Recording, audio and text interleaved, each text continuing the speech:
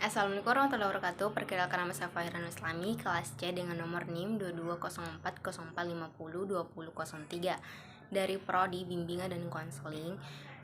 Di sini saya membuat video untuk memenuhi tugas dari mata kuliah keterampilan komunikasi.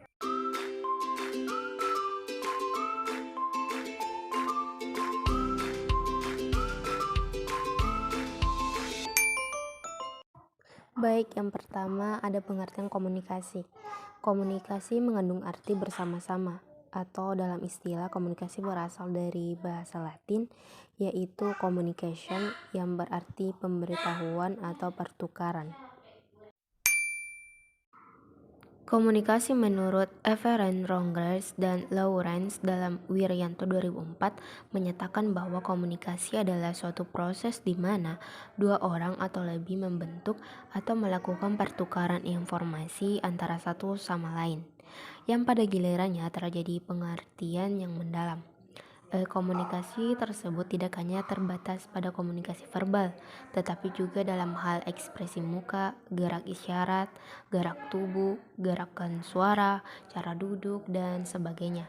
Hal-hal tersebut merupakan suatu bentuk komunikasi nonverbal. Perilaku nonverbal tersebut amat diperlukan oleh seorang konselor untuk memahami atau memperjelas makna bahasa lisan yang diucapkan oleh konseli.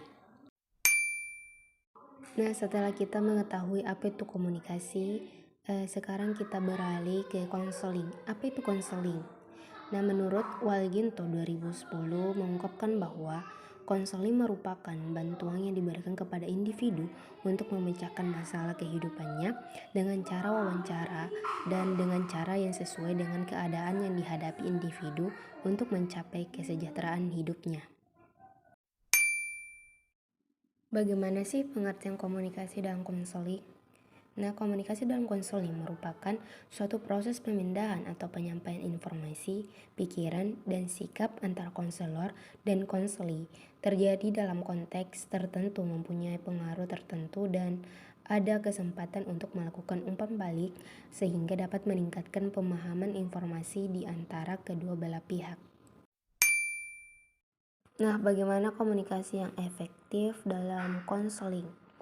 Komunikasi disebut efektif apabila tercapai saling pemahaman atau penerima menginterpretasikan pesan yang diterimanya sebagaimana dimaksudkan oleh pengirim.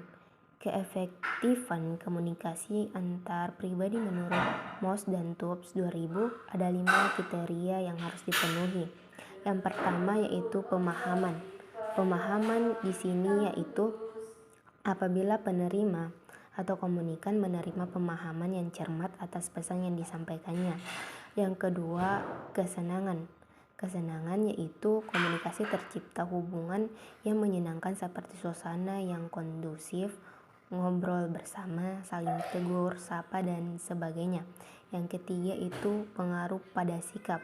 Maksud setelah berkomunikasi maka sikap komunikan menjadi berubah dan tentunya ke arah yang positif. Yang keempat yaitu hubungan yang semakin baik. Maksud dari pernyataan ini yaitu bahwa melalui komunikasi antar pribadi seorang dapat memperbaiki hubungannya. Yang kelima yaitu tindakan.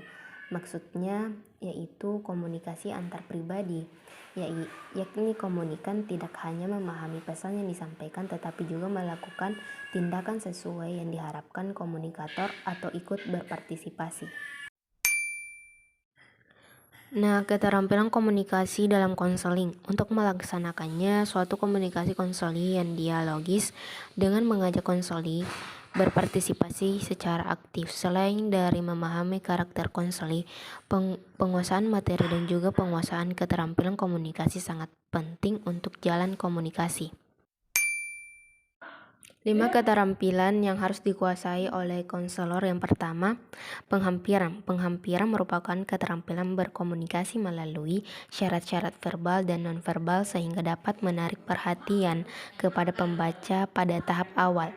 Yang kedua, empati. Empati adalah kesediaan untuk memahami orang lain secara keseluruhan, baik yang tampak maupun yang terdapat dalam aspek perasaan, di pikiran dan keinginan. Yang ketiga yaitu merangkumkan. Keterampilan merangkum merupakan keterampilan yang harus dikuasai seorang konselor, sebab merangkum merupakan wujud dari penerimaan konselor terhadap ungkapan konseli. Yang keempat, bertanya. Keterampilan bertanya merupakan keterampilan yang penting dan strategis dalam komunikasi konseling, sebab dapat menemukan kelancaran proses konseling. Nah, yang kelima yaitu kejujuran. Konselor harus mampu menunjukkan kejujuran dari apa yang diungkapkannya, sehingga dapat memberikan pesan secara objektif.